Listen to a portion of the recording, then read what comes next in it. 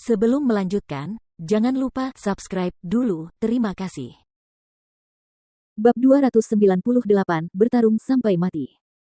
Tuan Huang Fuming, aku heran mengapa kau datang ke sekte tanpa hati kami. Master sekte tanpa hati berbicara dengan suara rendah. Tuan sekte tanpa hati. Huang Fuming melirik ke arah tuan sekte tanpa hati, lalu berkata dengan dingin, bukan urusanmu. Minggir saja. Jika kau berani ikut campur, sekte tanpa hatimu tidak perlu ada. Huang Fuming. Ekspresi Master Sekte tanpa hati berubah. Huang Fuming yang tidak mau berbicara dengan Master Sekte tanpa hati, menunduk dengan tatapan dinginnya. Di sebuah halaman, Jian Wushuang, yang baru saja kembali, menyipitkan mata dan menatap ke langit. Saat dia menggerakkan tubuhnya dan muncul di udara, dia melihat Huang Fuming dan sesepuh berpakaian hitam. Sesuai dugaanku, mereka berasal dari prefektur Skywave.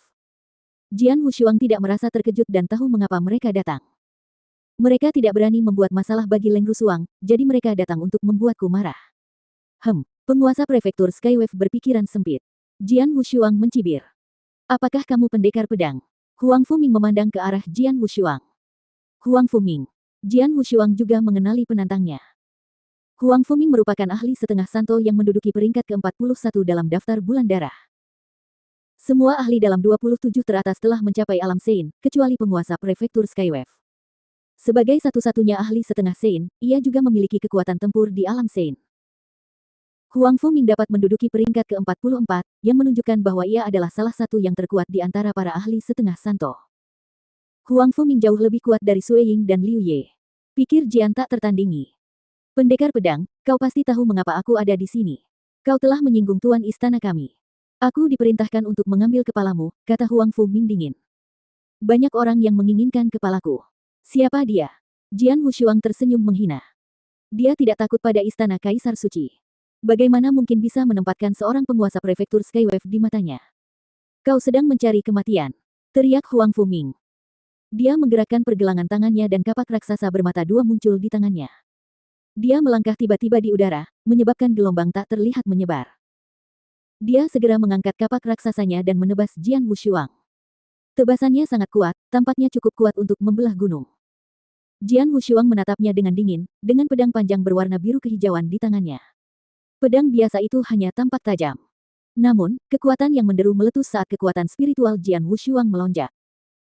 Teknik pedang tanpa pamrih, jurus kelima. Gerakan pemecah darah.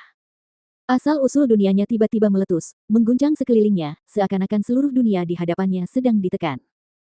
Mereka melancarkan serangan frontal, tanpa tipu muslihat apapun. Ledakan. Jian Wushuang berhenti dan langsung terpukul mundur. Setelah mundur hampir 100 meter, dia kembali ke posisinya semula. Aku mengerahkan seluruh kekuatanku untuk gerakan memecah darah, tapi aku masih kalah olehnya. Jian Wushuang berpikir dengan heran. Pendekar pedang yang terkenal itu biasa saja, kata Huang Fuming sambil tersenyum dingin. Awalnya aku meremehkanmu. Kalau begitu, cobalah jurus ke-6ku, kata Jian Wushuang acuh tak acuh. Gerakan ke-6, kau masih tidak bisa mengalahkanku. Huang Fuming mengangkat kapak raksasa bermata duanya, dengan kilatan semangat juang di matanya. Tubuhnya membesar saat ini, dan aura menakutkan mulai memancar keluar. Kapak raksasa tiba-tiba menyerang. Teknik pedang tanpa pamrih, jurus ke-6. Sambil tetap tenang, Jian Wushuang mengayunkan pedang panjangnya lagi. Ledakan. Kali ini, Jian Wushuang dan Huang Fuming mundur pada saat yang sama.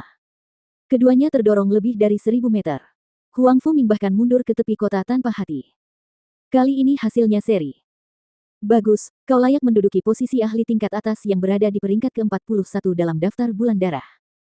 Karena aku telah menandingimu dengan jurus ke-6, terimalah jurus ke-7ku, kata Jian Wushuang, dengan senyum santai di wajahnya, sambil mengangkat pedangnya. Langkah ke-7. Wajah Huang Fuming berubah. Dia telah melakukan gerakan terbaiknya dengan serangan itu, yang hampir tidak cukup untuk melawan gerakan ke-6 yang ditunjukkan Jian Wushuang. Sekarang, apa yang akan terjadi jika Jian Wushuang melakukan gerakan ke-7? Pergilah ke neraka.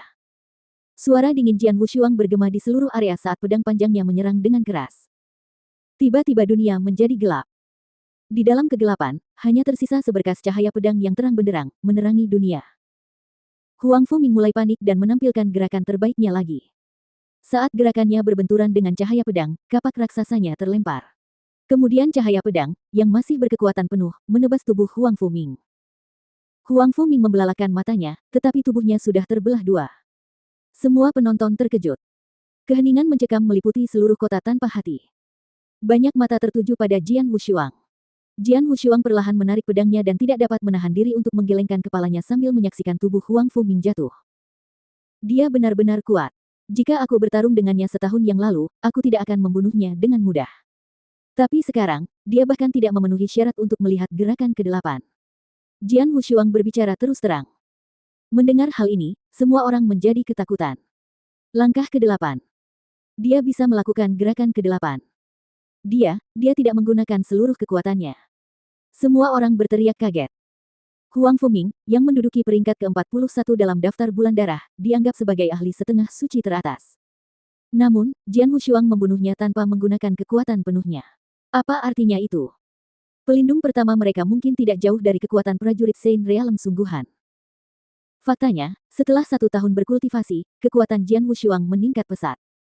Dia mampu membunuh seorang ahli setengah suci setahun yang lalu, jadi tidak diragukan lagi bahwa dia sangat kuat sekarang.